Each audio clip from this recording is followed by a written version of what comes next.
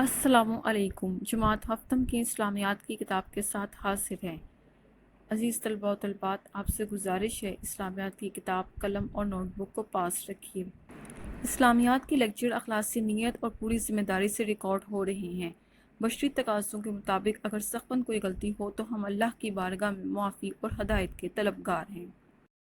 گزشتہ لیکچر میں ہم فتح مکہ کے اسباب، واقعات اور اہمیت پڑھ چکے ہیں۔ اس لیکچر میں ایک بار پھر ہم اس کے اسباب، واقعات اور اہمیت پر روشنی ڈالیں گے۔ فتح مکہ کے اسباب، پس منظر، ریزنز۔ صلح حدیبیہ 6 ہجری میں مسلمانوں اور کفار کے درمیان ایک معاہدہ طے پایا تھا۔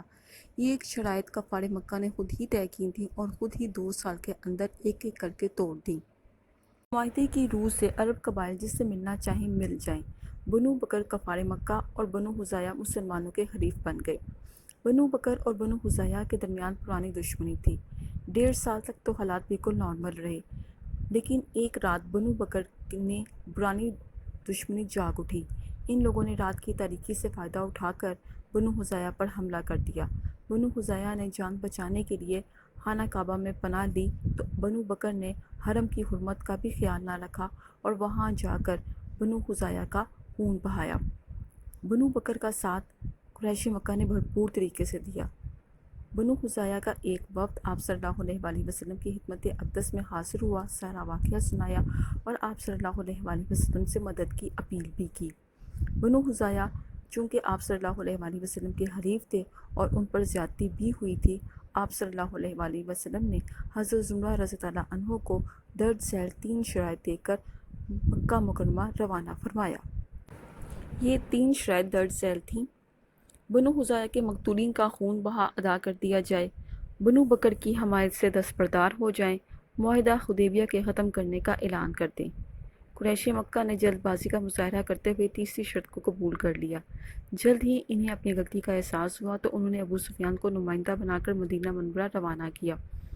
یہاں پر اس نے صلح کی کوششیں اور معاہدے کی تجدید کی کوشش بھی کی، مگر تمام تر صلح کی کوششوں میں ناکامی کے بعد بالآخر ابو سفیان مکہ مکرمہ واپس لوٹ گیا۔ آپ صلی اللہ علیہ وآلہ وسلم نے حکم الہی سے 10 رمضان المبارک 8 ہجری کو 10,000 جانثار صحابہ کرام کے ساتھ مکہ مکرمہ کی طرف روانگی اختیار فرمائی۔ جی عزیز طلباء و طالبات، اب ہم آگے سے اس سفر کے واقعات کی طرف روشنی ڈالتے ہیں۔ آپ صلی اللہ علیہ وآلہ وسلم کے سگے چچا حضرت عباس رضی اللہ عنہ، جو ابھی تک مکہ مکرمہ میں مقیم تھے، اپنے خاندان کے ساتھ مدینہ منورہ کی طرف ہجرت فرما رہے تھے۔ راستے میں ان کی ملاقات آپ صلی اللہ علیہ وآلہ وسلم سے ہوئی۔ آپ صلی اللہ علیہ وآلہ وسلم کی ہدایت کے مطابق انہوں نے اپنے خاندان کو مدینہ منورہ بھجوا دیا اور خود آپ صلی اللہ علیہ وآلہ وسلم کے ساتھ لشکر اسلام میں شامل ہو گئے۔ مکہ مکرمہ سے تھوڑے ہی فاصلے پر مرحضران ایک جگہ تھی، یہاں پر آپ صلی اللہ علیہ وآلہ وسلم کا آخری پڑاؤ تھا۔ یہاں پر آپ صلی اللہ علیہ وآلہ وسلم نے تمام لشکر اسلام کو حکم دیا کہ وہ الگ الگ جگہ آگ روشن کریں۔ قریش مکہ کو لشکر اسلام کی روانگی کی اطلاع مل چکی تھی۔ تحقیق کے لیے انہوں نے ابو سفیان بن حرب، حکیم بن حسام اور بدیل بن ورقہ کو بھیجا۔ اس تجسس میں ان کا گزر مرحضران میں ہوا۔ نبی پاک صلی اللہ علیہ وآلہ وسلم کے خیمے کی حفاظت پر جو جماعت مقرر تھی، انہوں نے ابو سفیان وغیرہ کو دیکھ لیا اور پکڑ کر آپ صلی اللہ علیہ وآلہ وسلم کی خدمت اقدس میں لے گئے۔ ابو سفیان کو رسول اللہ صلی اللہ علیہ وآلہ وسلم نے اسلام کی دعوت دی۔ ابو سفیان نے آپ صلی اللہ علیہ وآلہ وسلم کی دعوت کو قبول کر لیا اور ایمان لے آئے۔ آپ صلی اللہ علیہ وآلہ وسلم نے ابو سفیان کو عزت دی اور فرمایا کہ جو کوئی بھی ابو سفیان کے گھر میں پناہ لے گا اسے امان ہے۔ اس کے علاوہ جو ہتھیار ڈال دے، مسجد حرام میں داخل ہو جائے، یہاں اپنا دروازہ بند کر لے، اس کو بھی امان ہے۔ حضرت ابو سفیان رضی اللہ عنہ تیزی سے مکہ مکرمہ پہنچے اور آپ صلی اللہ علیہ وآلہ وسلم کی طرف سے امان کا پیغام لوگوں کو پہنچایا اور قریش مکہ کو بتایا کہ ان میں مسلمانوں سے لڑنے کی ہمت نہیں ہے۔ آپ صلی اللہ علیہ وآلہ وسلم مکہ مکرمہ میں داخل ہوئے۔ آپ صلی اللہ علیہ وآلہ وسلم نے اسلامی لشکر کو 4 حصوں میں تقسیم فرما دیا۔ حضرت خالد بن ولید کے لشکر سے لڑنے کے لیے قریش کے کچھ نوجوان آئے، جو معمولی سی جرب میں قریباً 13 لاشیں چھوڑ کر بھاگ گئے۔ اس کے بعد حضرت خالد بن ولید مکہ مکرمہ کے گلی کوچوں سے ہوتے ہوئے کوہ صفا پر رسول اللہ صلی اللہ علیہ وآلہ وسلم سے جا ملے۔ اس کے بعد رسول پاک صلی اللہ علیہ وآلہ وسلم انصار اور مہاجرین کے ساتھ مسجد حرام کے اندر تشریف لائے۔ حجر اسود کو چوما، اپنے اونٹنی پر بیت اللہ کا طواف فرمایا۔ طواف کے بعد حضرت عثمان بن طلحہ رضی اللہ عنہ سے خانہ کعبہ کی چابی لی۔ اس وقت آپ صلی اللہ علیہ وآلہ وسلم کے ہاتھ میں ایک کمان تھی اور بیت اللہ کے اندر 360 بت رکھے ہوئے تھے۔ آپ صلی اللہ علیہ وآلہ وسلم نے اسی کمان سے خانہ کعبہ کے اندر رکھے ہوئے تمام بت گرا دیے۔ آپ صلی اللہ علیہ وآلہ وسلم بتوں کو ٹھوکر مارتے جاتے تھے اور کہتے جاتے تھے۔ سورہ بنی اسرائیل کی اس آیت کا ترجمہ پیش کیا جا رہا ہے: حق آ گیا اور باطل مٹ گیا، بے شک باطل مٹنے ہی والا تھا۔ اس کے بعد آپ صلی اللہ علیہ وآلہ وسلم نے خانہ کعبہ کے اندر نماز ادا فرمائی اور باہر تشریف لائے۔ قریش مکہ مسجد حرام میں صفیں باندھے کھڑے تھے۔ آپ صلی اللہ علیہ وآلہ وسلم نے اللہ تعالیٰ کی حمد اور ثنا کے بعد قریش سے فرمایا: قریش کے لوگوں، تمہارا کیا خیال ہے؟ میں تمہارے ساتھ کیسا سلوک کرنے والا ہوں؟ وہ بولے: اچھا۔ آپ صلی اللہ علیہ وآلہ وسلم شریف بھائی ہیں اور شریف بھائی کے صاحبزادے ہیں۔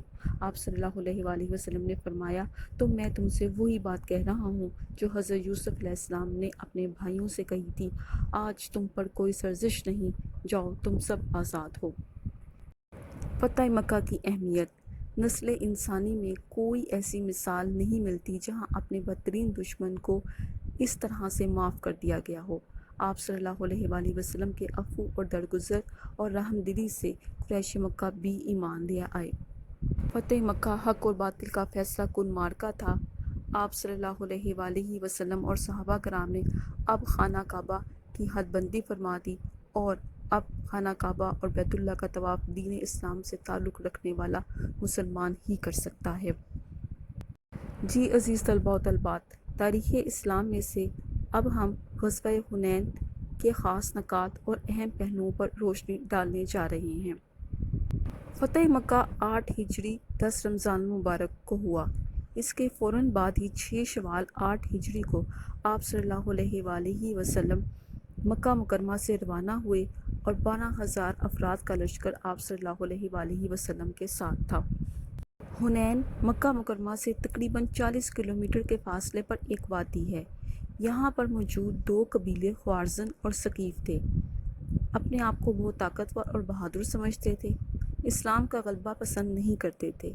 ان دونوں قبائل کے ساتھ دیگر قبائل کے لوگ بھی شامل ہو گئے۔ جب مکہ مکرمہ فتح ہوا تو یہ قبیلے اسلام قبول کرنے کی بجائے مکہ مکرمہ پر حملے کی تیاریاں کرنے لگے۔ بنو خوارزم کا سردار مالک بن عوف تمام قبائل کے مال، مویشی اور خواتین بھی میدان میں لے کر آیا تھا تاکہ ان قبائل کے جنگجو مردانگی سے لڑیں، اور یہ تمام قبائل وادی اوتاس میں خیمہ زن ہوئے۔ اوتاس کی وادی حنین کے قریب واقع ہے۔ 6 شوال 8 ہجری کو رسول پاک صلی اللہ علیہ وآلہ وسلم 12,000 افراد کا لشکر لے کر روانہ ہوئے۔ 10,000 وہ جو فتح مکہ کے لیے آپ صلی اللہ علیہ وآلہ وسلم کے ہمراہ تشریف لائے، اور 2,000 مکہ مکرمہ کے لوگ جن میں اکثریت نو مسلموں کی تھی۔ مسلمانوں میں سے بعض لوگوں نے لشکر کی کثرت دیکھ کر کہا: آج ہم ہرگز مغلوب نہیں ہو سکتے۔ یہ بات رسول پاک صلی اللہ علیہ وآلہ وسلم پر گراں گزری۔ اسلامی لشکر رات کے وقت وادی حنین پہنچا۔ مالک بن عوف پہلے ہی اپنے لشکر کو اس وادی میں اتار کر مختلف جگہوں پر پھیلا اور چھپا چکا تھا۔ اس غزوے کی تفصیل ہم مزید آپ کو لیکچر نمبر 6 میں دیں گے۔ جی عزیز طلباء و طالبات، PDF فائل ویڈیو کے ساتھ ہیں۔ تمام مشقی اور معروضی طرز کے سوالات اور جوابات مکمل کیجیے۔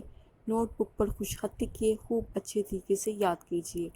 آن لائن جماعت سے متعلق چند ہدایات: خوب اچھے طریقے سے تیار ہو کر کھانا وغیرہ کھا کر گھر کے ایک خاص حصے کو مختص کیجیے۔ روزانہ کی بنیاد پر ویڈیو لیکچر دیکھیے، کام مکمل کیجیے۔ فرصت اور امن کے ان لمحات کو دینی اور دنیاوی علوم حاصل کرنے